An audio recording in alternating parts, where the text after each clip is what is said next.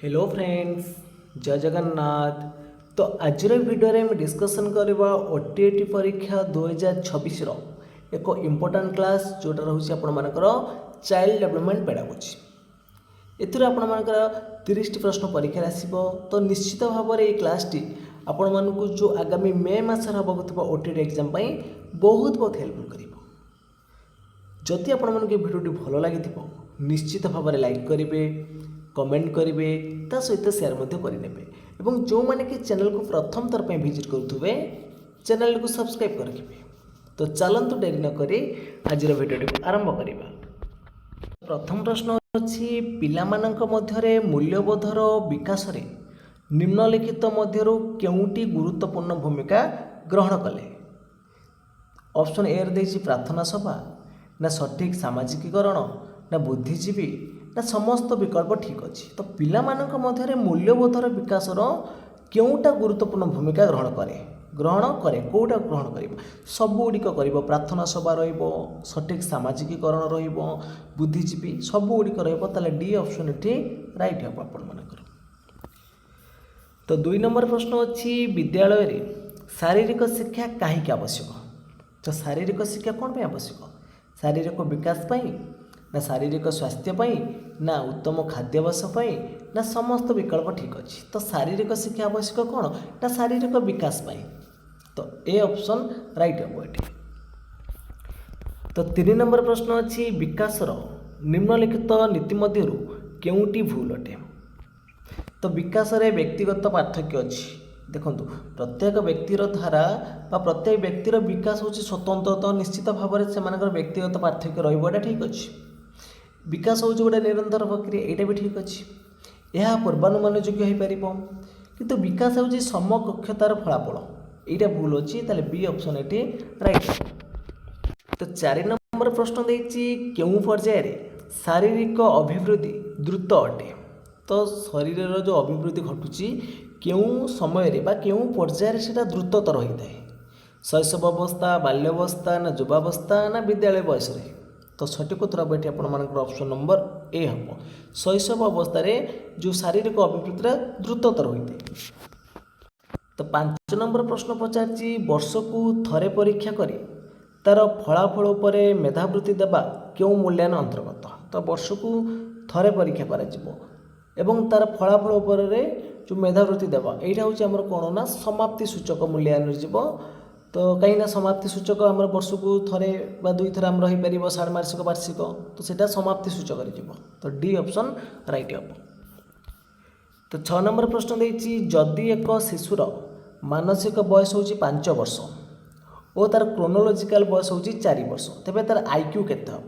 तो आईक्यू बाहर कर फर्मूला कौन अच्छी ना MA/CA × 100। मन रखु MA/CA × 100। तो MA केते मानसिक बयस है 5, तार क्रोनोलोजिकल एज केते मानसिक बयस बाय प्रकृत बयस, क्रोनोलोजिकल एज मीन्स है प्रकृत बयस है 4 × 100। तो 100 को 4 काटले केते हम 25। तो 25 × 5 25 5 हूँ 125। ताले तार आईक्यू आसब 125 वर्ष।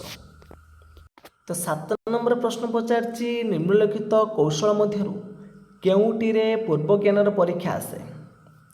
प्रदर्शन करने दक्षता, ना परिचयर दक्षता, ना उत्साह परिवर्तन दक्षता, ना मन पकेबार दक्षता।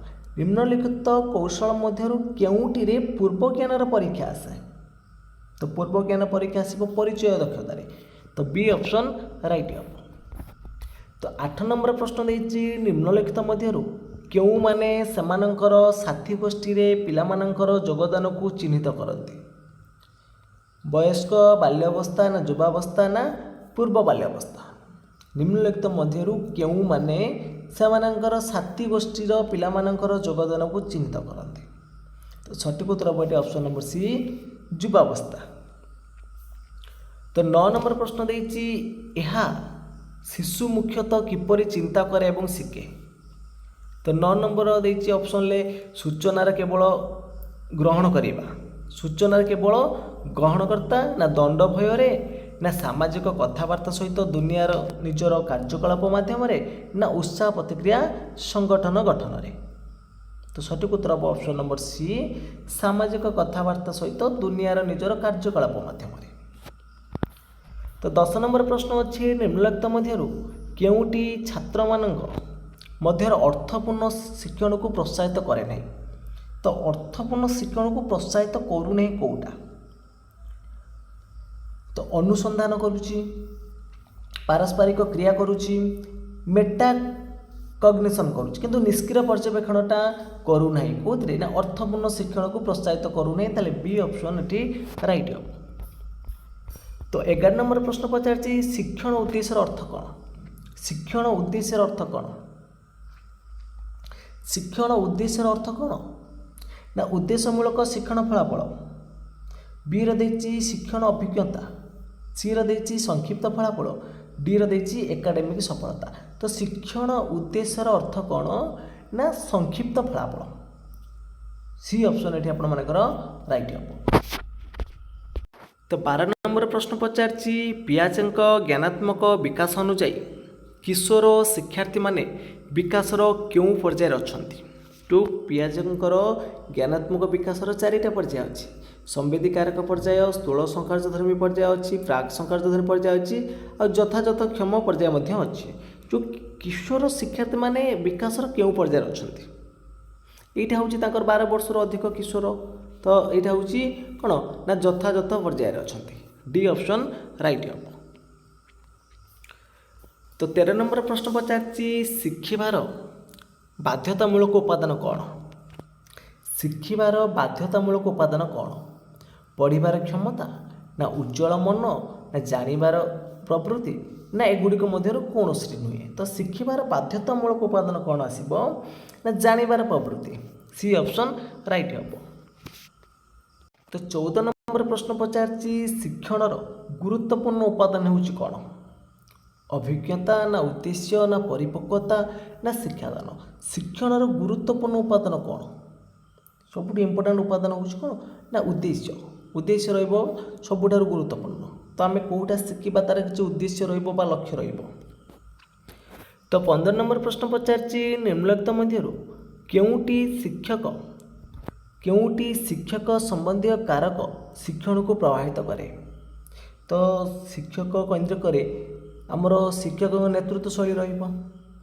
तो ए ऑप्शन राइट हम। तो 16 नंबर प्रश्न पचारछि शिक्षण रे छात्रंक असुविधा को प्रभावित करूनथिबा कारक केउटा। तो शिक्षण रे छात्रंकर असुविधा को प्रभावित करूनथिबो। टिके क्वेश्चनटा भल भाबरे देखिबे आपण माने करूथिबो पढिथिबे प्रथम रु या भितर जोडा लोडा मादे पळै आसीबे। तो क्वेश्चन को भल भाबरे पढिबे।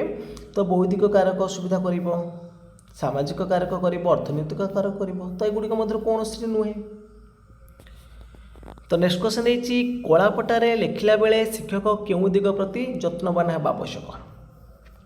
तो शिक्षक लेखिला बेले देखिए बनान शुद्धि अच्छी कि नहीं, अक्षर आकार देखा, लेखिबा शैली सबुगुड़िक पर ध्यान देवा पड़ो। ताले डी ऑप्शन राइट हम।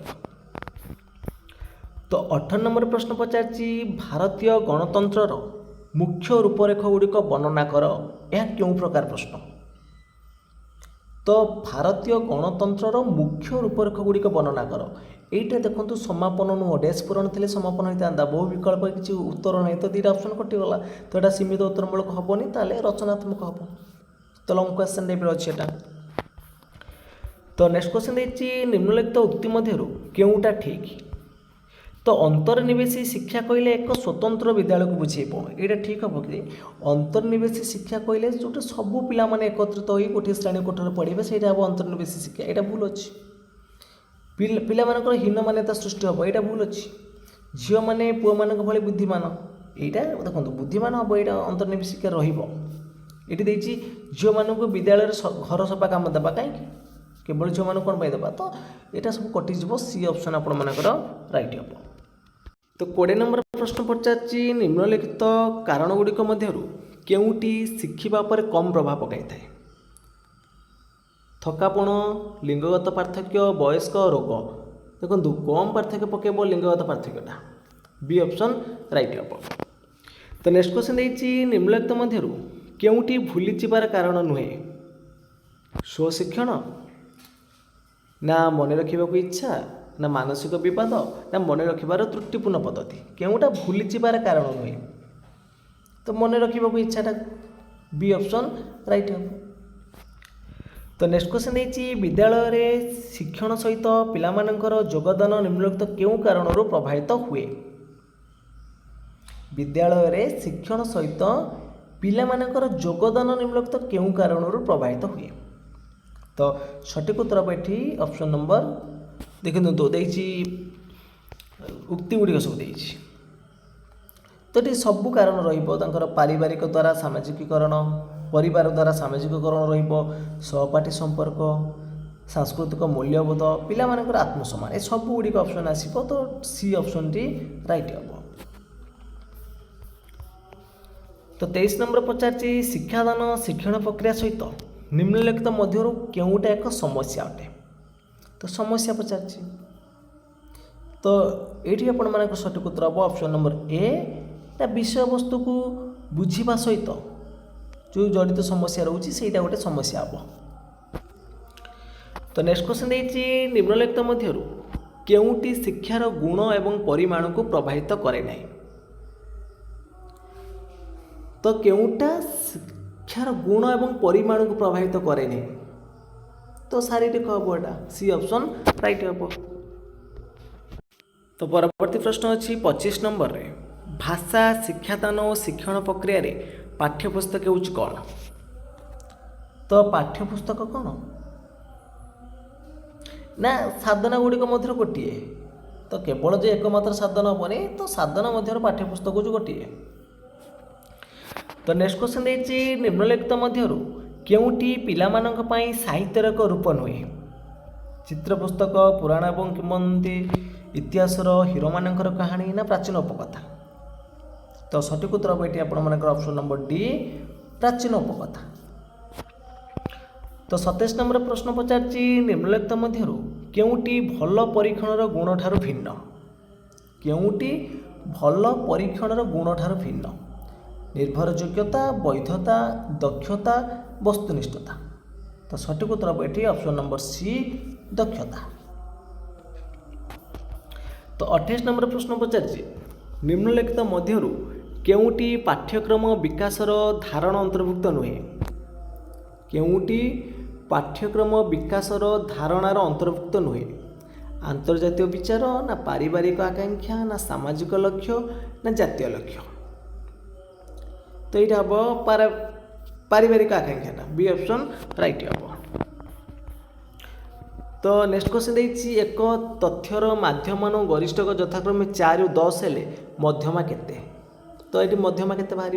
तो आम जानी ammo इजिकाल to 3md minus 2m। तो यही फर्मूला पकई आम बाहर करदे।